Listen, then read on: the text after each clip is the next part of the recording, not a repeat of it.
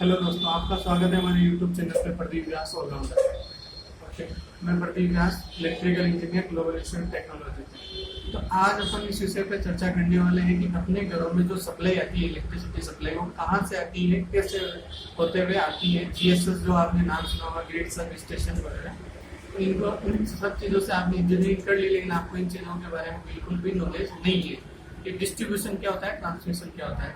तो मैं आज सबसे पहले आपको लेके चलता हूँ कि पावर सप्लाई कैसे होती है, उसके बाद में डिस्ट्रीब्यूट कैसे होती है, कैसे अपने घरों तक पहुंचती है। तो सबसे पहले आते हैं अपन पावर का जनरेशन। तो पावर का जनरेशन होता है, जैसे अपन बोलते हैं कि पावर जनरेशन के कई टाइप के स्रोत होते हैं। इसमें तापीय ऊर्जा भी अपन बोलते हैं, जल से ऊर्जा बनाना, टर्बाइन से ऊर्जा बनाना, ये उसमें सम्मिलित है। तो सबसे पहले मैं आपको बताता हूँ कि एलटी लेवल यानी लो टेंशन होता है कि 440 वोल्टेज रहता है, उसको अपन एलटी बोलते हैं। 230 वोल्टेज को एलटी बोलते हैं। तो जनरली पावर जनरेट 230 वोल्ट और 440 वोल्ट पे ही होती है।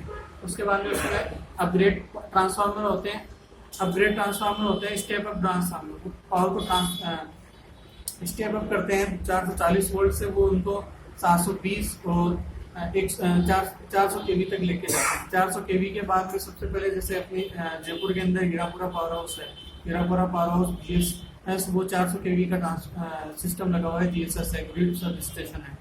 वहाँ से 400 केवी की लाइन आने के बाद में जैसे छोटे छोटे सब स्टेशन होते हैं, जस्ट लाइक उस लाइन को ट्रांसमिशन बोलेंगे अपन। ट्रांसमिशन लाइन 400 केवी से आती है, फिर 220 केवी पे 220 केवी के आपको मिल जाएंगे अपन जोरवाड़ा के अंदर। 220 केवी का जीएसएस है।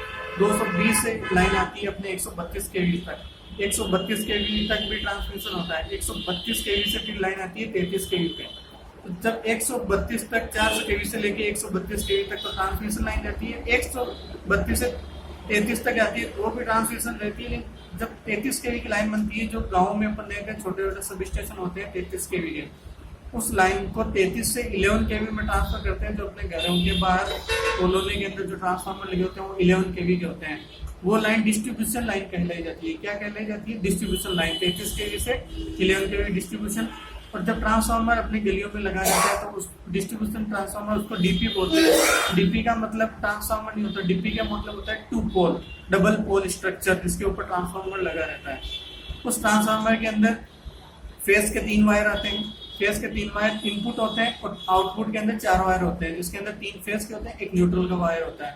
वो 440 वोल्ट निकलती है। 11 केवी लाइन आती है। 11 केवी उससे 440 वोल्टेज यानी एसटी से एलटी लाइन निकलती है। वो 440 वोल्टेज अपने घरों तक जाती है। फिर जैसे अपने घर में सिंगल फेस की डिमांड है तो अपन एक फेस और एक न्यूट्रल का वायर लेते हैं। अगर 3 फेस की डिमांड है तो 3 फेस का वायर लेते हैं, एक न्यूट्रल का वायर लेते हैं। उसके बाद में ये आती है एलटी की सप्लाई।